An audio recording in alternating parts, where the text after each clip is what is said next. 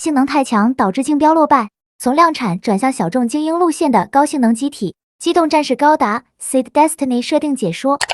机体型号 ZGMF2000， 火虎也称为烈焰老虎，是竞标扎夫特新千年计划的其中一款候选机型。该型机体在机动性能和攻击能力方面均有十分突出的表现。对比同样参加竞标的另一款候选机型扎古勇士，火虎在外形上虽然与扎古系列机型存在诸多相似之处，但性能表现却要高出扎古勇士不少。即便是扎古勇士的上位机型扎古幻影，跟火虎相比还是会略显逊色。然而火虎这样一个性能更优的机动战士，因为自身性能不够稳定和泛用性不如扎古的原因，结果在竞标中败给了扎古系列机体，没有率先在扎夫特军中大量装备。不过随着第二次 Plant 和地球联合的战争开启，战争烈度不断上升，增加了扎夫特对高性能机体的需求，尤其是对手地球联合军投入了新型 MA， 所展示的战斗力极其强大，给扎夫特带来了不少麻烦，这就让火虎得以进入到扎夫特军中服役。很快，火虎就在后续多场战役当中大放异彩，凭借极具特色的作战能力，给人留下了深刻的印象。而这些都得益于在火虎上配备了强大的武装，这其中在火虎的2个手臂上装备了 M181SE 型德罗普尼尔4管光束机炮，这与其他机动战士手持光束步枪产生了较大的区别。同时，该型武器的有效射击距离比较短，但射速很快，且光束输出的密度很大，无论攻击的是机动战士还是战舰均有不错的效果，并且手臂部分还内置有 MAM757 型杀戮者热能鞭。这个武器在抓住对方机体后，可以瞬间输出强大电流，给予对方伤害，输出的电流甚至能直接伤害到对方机体驾驶舱内的驾驶员，就像是魔法攻击一样穿透了机体装甲，一旦被抓住就难以逃脱来自强大电流的攻击。而且热能鞭还自带高频震动和加热功能，这样就具备了攻击能力来击破对方，其破坏力跟光束剑一样十分强大。而在左手臂这个位置还携带了一个抗光束盾牌，这个盾牌跟扎古系列使用的盾牌一样，除了在战斗当中用于防御对方的攻击之外，在盾牌内部也装了一把近战用的武器。不过这把武器并不是扎古系列机体使用的光束斧，而是 MMI558 型暴风雨光束剑。这把光束剑采用了可伸缩的结构，以便增加长度，利于展开近战。从这几样武器装备可以看出，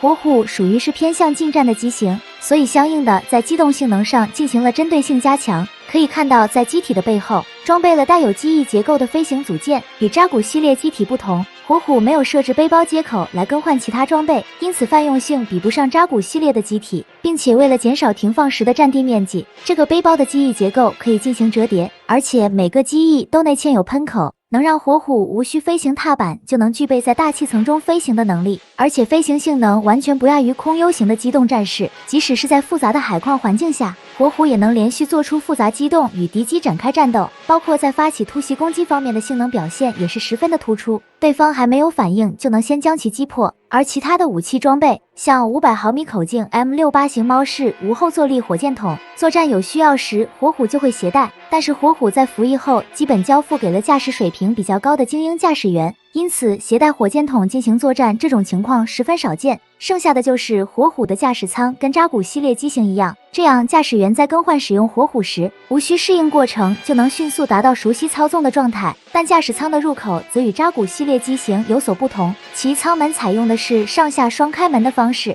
而扎古系列机型采用的是单舱门方式。然后为了方便驾驶员在重力环境下出入驾驶舱，同样也在上舱门位置装有简易升降机。除了这些，其他的像电子设备之类的配置均与扎古系列机型一样，这对于火虎的快速量产比较有利。所以当扎夫特决定将竞标失败的火虎进行量产时，只用了比较短的时间就制造出了相当规模的数量投入到了战斗。而在外观涂装方面，火虎外观的涂装颜色一般为蓝色，像阿斯兰在逃离扎夫特的时候临时搭乘的机动战士就是蓝色涂装的火虎。尽管阿斯兰一开始就顺利离开了扎夫特的基地，但随后雷扎巴雷尔和真飞鸟驾驶新型机追了上来，结果因为火虎的性能对比新型机存在巨大差距，最终在交手数个回合后被击破，然后就坠向了大海，炸成了个粉碎。好在当时奥布的雷德尼尔奇萨卡及时赶到了战斗现场，战斗一结束就立即打捞，成功对阿斯兰给予了救援，保住了性命。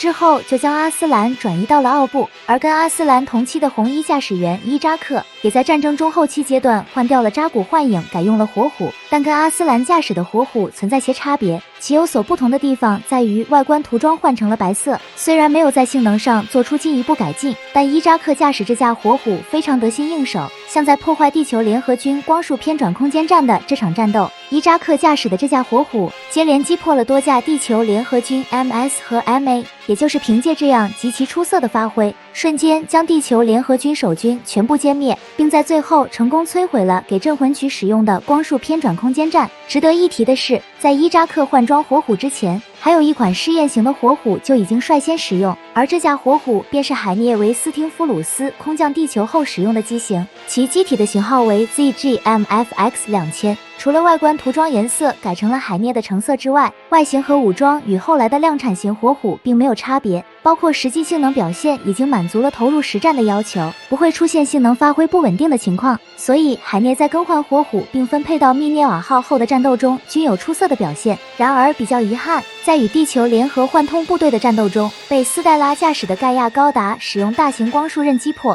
最终海涅因驾驶的火虎被盖亚高达直接拦腰斩断而阵亡，没能在往后的战斗延续出色的作战表现。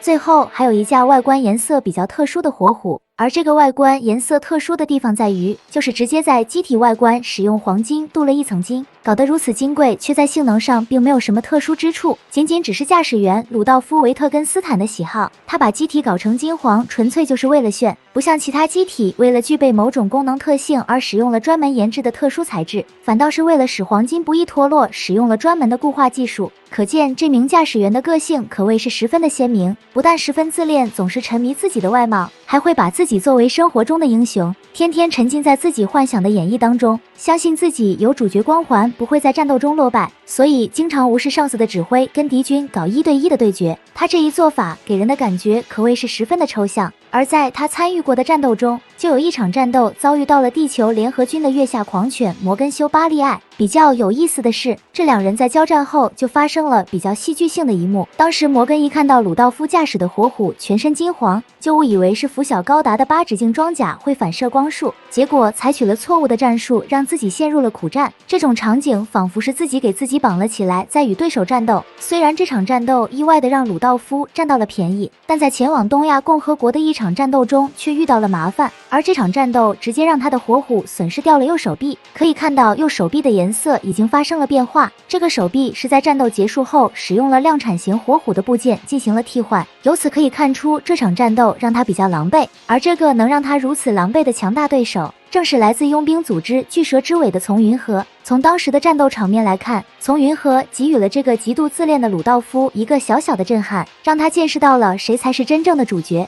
可以说鲁道夫完完全全不是丛云和的对手。然而这场战斗还不是最糟糕的，后面遭遇到卢卡斯·欧唐纳率领的第4军，这一帮人对鲁道夫的打击要更加的凶狠，毫不留情的就斩下了鲁道夫驾驶的火虎头部。尽管这场战斗的结果显得非常耻辱，但鲁道夫并没有在这场战斗中阵亡，包括他驾驶的火虎也没有被彻底摧毁，活脱脱成为了一个无头机动战士。某种程度上来说，鲁道夫可谓是幸运到了极点，甚至头没了的情况也不见得对鲁道夫造成有多大的负面影响。